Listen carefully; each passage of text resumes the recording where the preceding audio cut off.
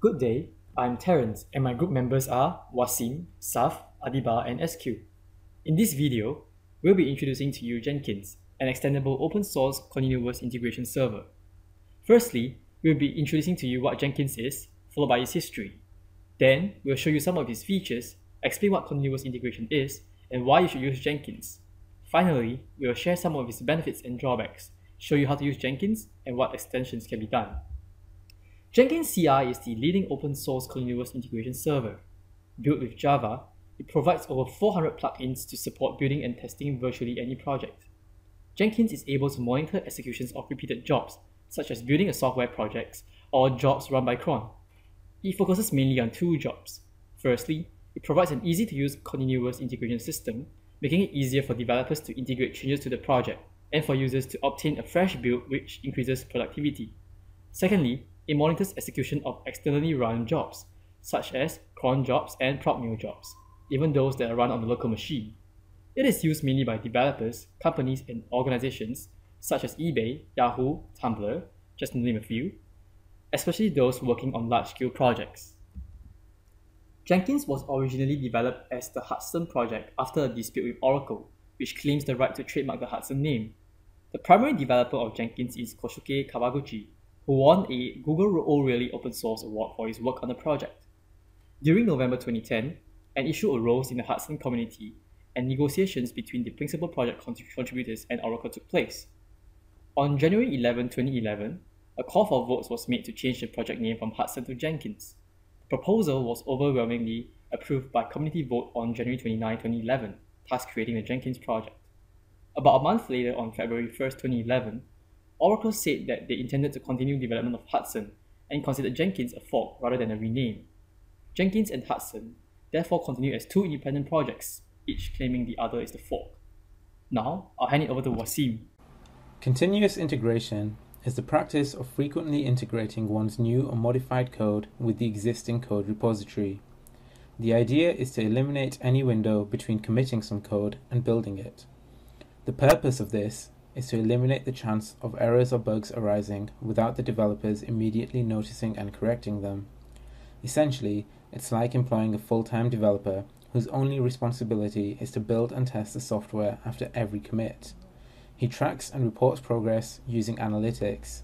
He reports failures to developers quickly and provides detailed information about test coverage. Jenkins does this for you for free and is incredibly easy to use. You can download it, run it, and configure it in minutes. Jenkins is forked from the Hudson project and has a large and active community. It contains many features which allow you to generate detailed reports on a variety of tasks.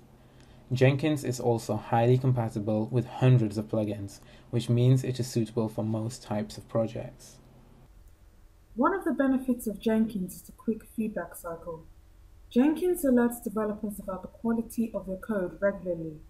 That way, problems can be detected earlier, and the developer can fix them while the context is fresh in their mind. Also, it is very compatible with cloud services due to its collaboration with CloudBees, which offers extensive technical support from expert engineers. In addition to this, it works well with single-person projects, as it frees up the developer from waiting for the test execution to complete. And lastly, Jenkins offers different types of users, different releases depending on their choice, so bugs are fixed frequently and conservative users are offered stability. While Jenkins has many benefits, we have also identified certain drawbacks as follows. It requires an extensive test suite in order to be effective. Bamboo is another continuous integration system developed by Atlassian. Other Atlassian tools, such as Jira, are very popular amongst developers. The integration of the Jira issue tracker and the Clover code coverage tool makes Bamboo a very attractive choice for developers because they aren't as easy to integrate in Jenkins. Now I'll hand over to Saf, who will be talking about extending Jenkins. Jenkins supports plugins, which allow Jenkins to be extended to meet specific needs of individual projects. Plugins have been released for Jenkins, extending it beyond purely being a build tool for Java projects. Plugins are available for integrating Jenkins with most version control systems and bug databases. Many build tools are supported via their respective plugins. Plugins can also change the way Jenkins looks and may also add new functionality. Builds can generate test reports in various formats. JUnit is a supported built-in plugin, and Jenkins can display the reports and generate trends and render them in the GUI. Jenkins have provided extension points, which are interfaces or abstract classes that model an aspect of a build system. Those interfaces define contracts of what needs to be implemented, and Jenkins allows plugins to contribute to those implementations. SQ will now cover the installation of Jenkins. Now we will show you how to download and install Jenkins. Jenkins can be downloaded from their official website. Here we have the homepage of Jenkins. On the right hand side, you can download the either Java Web Archive or the WAR file or the native package. The WAR file can be executed on a command line or deployed on the web server running servlet container such as Tomcat. I will now show you how to run Jenkins from the command line. But I have already downloaded the WAR file in this folder. I am now firing up the command line and I will type java-jenkins.war, and this will explode the WAR file and will deploy Jenkins on the local host. As you can see, Jenkins is fully up and running. As I do a refresh on this page, and we have Jenkins running. The other option of installing is by the native package. Now I'll hand over to Saf to show you how to create a build job. Jenkins allows you to configure a build that links to a source code management system. SVN and CVS are included in the default installation. Others can be supported in the form of plugins. However, you could also configure the build to point to a project in your local file system. Maven and Ant are two build systems that are supported by Jenkins. For the purpose of this project, we will be using Ant. We will now show you how to create a build job on Jenkins. To do this, you need to go to New Job. You don't specify a job name, this could be anything, so why don't I call it my first build. We want a freestyle software project. You then get taken to the configurations page. We have created a GitHub repository for the purpose of this demonstration.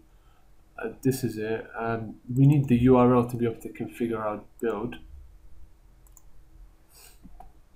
Git doesn't come as part of Jenkins, and we've pre-installed the plugin prior to this presentation. However, Adiba will cover plugins later on. So for now, we just want to pull the project from the repository. So if we take a look at the workspace, it should be empty as we haven't run our first build.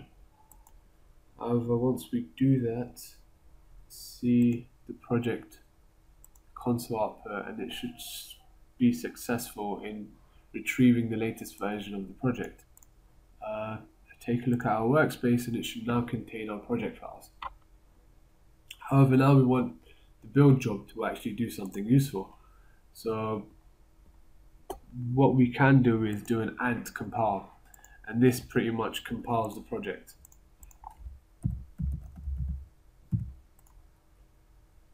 So once we save that and run the build again, we should see that the compilation was successful and that it has generated 2 class files in the process. If we take a look at the workspace, we should be able to see the class file over here. This therefore shows that the build job was successful. This is it for creating build jobs on Jenkins. I will now hand it over to Wasim for JUnit testing and report generation. Execution reports are a summary of test activities and results. Jenkins is already configured to offer standard execution reports. However, through plugins, we can generate additional reports. I will be demonstrating how to generate JUnit execution reports. We are first going to copy the build job which Saf has created. To do this, we go to New Job, we name our job, we select Copy Existing Job, and we enter the name of the pre-existing job. We then hit OK. The only thing we need to change in this window is the ant target. If we change compile to test and then click save, now we need to build the project. We can take a look at the console output to confirm that the build has been successful. Now we will take a look at the JUnit console and report. To do this, we navigate through to Project, into Workspace, into Reports, JUnit HTML, and select the index.html file. We can navigate through the tests to see which tests were executed, how long they took, and whether they succeeded or failed. This report is generated outside of Jenkins. I will now show you how to generate the report within Jenkins. First, we must copy the path of the JUnit XML folder. Now we need to configure the project. We need to add a post-build action. We click Publish JUnit Test Result Report. We then need to paste the path of the JUnit XML folder and add star.xml. Now we click Save. We now need to build the project again. Once we see that this has been completed, we can enter the build project and we can see that test result is now on the left hand side. If we click on test result, we can navigate through this to see that the execution report is now within Jenkins. Now I will hand over to Adiba, who will talk a little bit more about plugins. Jenkins provides about 400 plugins, and users can subscribe to plugin releases as well. Integrating plugins is very simple in Jenkins, and as seen earlier, the Git plugin was used to clone a project from a repository we created.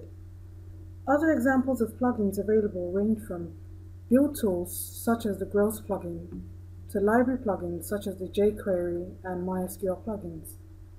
Jenkins also has native support for build reports using plugins like Cobertura. Cobertura is a Java tool which calculates the percentage of code accessed by tests in a project. It also shows the percentage of lines and branches covered for each class, package, and the overall project. I will now show you a quick demo on Cobertura, resulting in a coverage report. Here is the Jenkins dashboard. In order to use plugins, we must first install them by going to Manage Jenkins. You can then click on Manage Plugins. Here you can see the list of plugins that we have installed already, such as the Git plugin, which we referenced in the slide earlier. We can now search for Cobertura and install it. Now I will create a new job called My First Coverage. It will be a clone of the previous project called My First Build.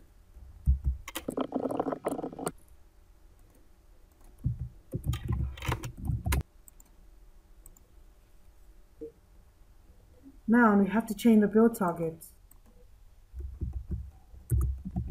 Now we can save our progress so far. In order to observe the changes we have made so far, we must now build the project. We can see a coverage report is being generated. Now we can go to the console to see the changes that have been made. Here we can see a Cobertura report has been created as highlighted. In order to see this in the folders, we can then go back to the workspace. Click on Reports, click on the HTML file, and then we can see a coverage report being generated. Although to view this in Jenkins, we must now go back and note the path for the XML file. Now we go back to the dashboard and we configure our original project. We add a post-build action, which is publish Cobertura coverage report.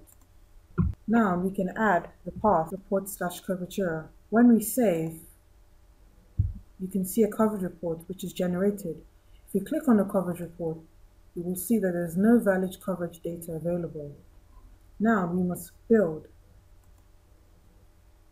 From the build history, you can see this is in progress. You can then click on the latest build and click on the console. Now I can click on the coverage report, which shows how the report has been integrated within Jenkins. Here we also have a summary, and this concludes our presentation on Jenkins. Thank you.